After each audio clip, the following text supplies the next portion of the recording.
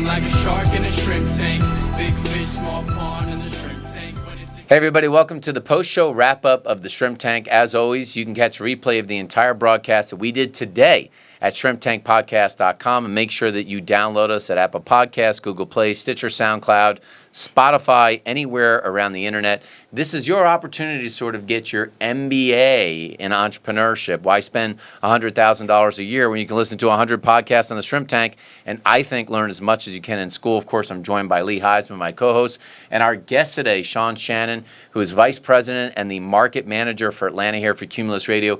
Again, you have to listen to the whole podcast because we learned so much about hiring talent, hiring salespeople, how to use radio. These are things you can learn to really grow your business. Well, you know, Ted, I have to say what we always say, which is not only click the subscribe button, but also click the bell, because that'll notify you Ding. when great people come on, just like Sean today. So, Sean, tell us a little bit about Cumulus and exactly what you do at that organization. Great.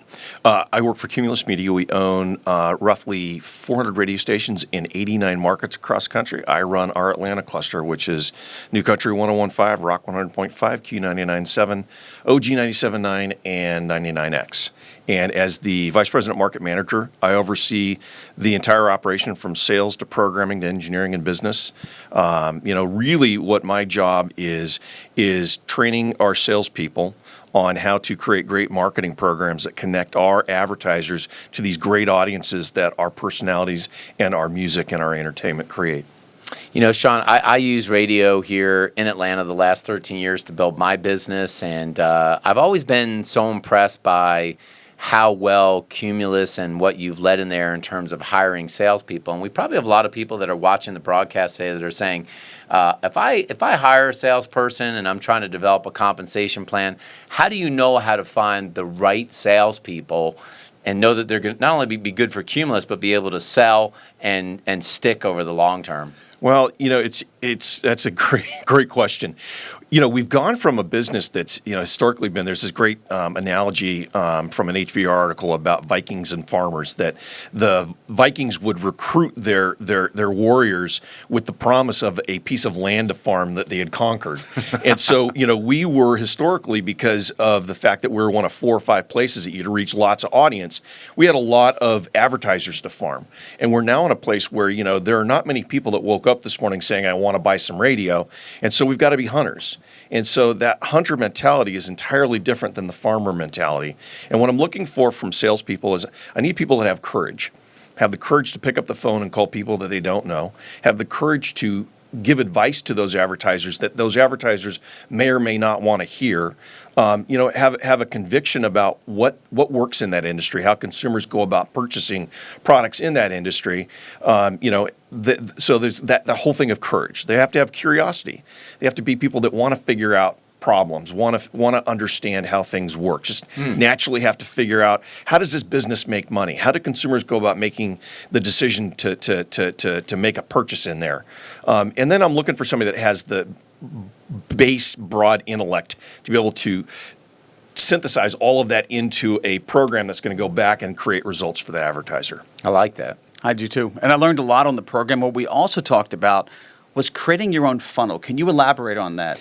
Well, yeah. If you think about it, the marketing funnel, I'm going to create awareness, interest, demand, and build a consideration set, trial, and purchase. And, what most small businesses have come to in terms of focus during the age of the internet is down at the bottom in demand capture. They're all focused down at consumers that are already into the product, into the market for the product or service, and they're no longer creating demand for themselves. And there's a fascinating McKinsey study from 2015 that found that the way that consumers go about it, we tend to think about the purchase funnel, that you go out, you become interested in a product, then you build a consideration set of options. So you're going to think about maybe 3 or 4 different businesses, and then you're going to go out and maybe try 1 or 2 and then purchase.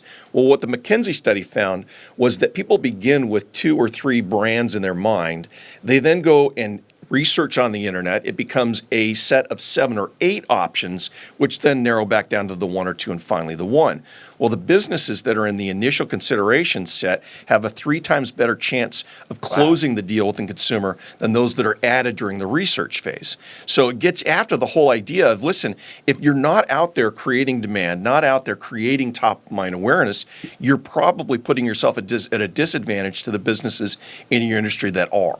Spectacular. And, for those out there that want to create the demand and want to create this funnel the right way, how do they get in touch with you? They can reach me at sean.shannon@cumulus.com. They can call my cell phone, 206-321-8362. Who's the best person you ever worked with in radio? Best talent you ever saw? Besides you? Yeah. Besides me, of Besides course. you. Yeah. I have to tell you, I've got remarkable talent inside my building, but Bert Weiss is probably the most remarkable talent that I've worked with. Just in the longevity, his business smarts, his marketing smarts. My joke with Bert is he's a little bit like Matthew McConaughey's character from Dazed and Confused. It's a great thing about all them high school girls. Every year I get older, they say the same age. He has evolved his show to match his audience, and as he's grown, quite frankly, older, he has managed to keep his show relevant to the target audience, which is much younger than he is, by when Jen leaves, we bring in Kristen. When Jeff leaves, we bring in Brian Moot. Brian Moot leaves, we bring in Mo. We get more diverse. We get younger. It's just fascinating. He's just a wonder. Well, very cool. Make sure that you all check out these stations. Sean, thanks so much for sticking around for the post-show wrap-up. And folks, make sure that you check out all of the amazing videos, like Lee mentioned, on our YouTube channel, the Shrimp Tank Podcast. You can simply click subscribe, and then make sure, as Lee mentioned, you hit that notifications button so you get the inbox of these great videos every week. I recommend, if you like this video, a few months ago, Lee and I interviewed the king of the wig space right here in Atlanta, Mikey Moran. I sat first class flying to the West Coast next to a woman named Mrs. Pat, who's one of the leading African-American comedians in the entire United States. She wears Mikey Moran's wigs. I found that out while I was on the airplane. You got to watch that episode and much, much more. Thanks so much for watching the post-show wrap-up of The Shrimp Tank. I've been feeling like a shark in a shrimp tank. Big fish, small pond in the shrimp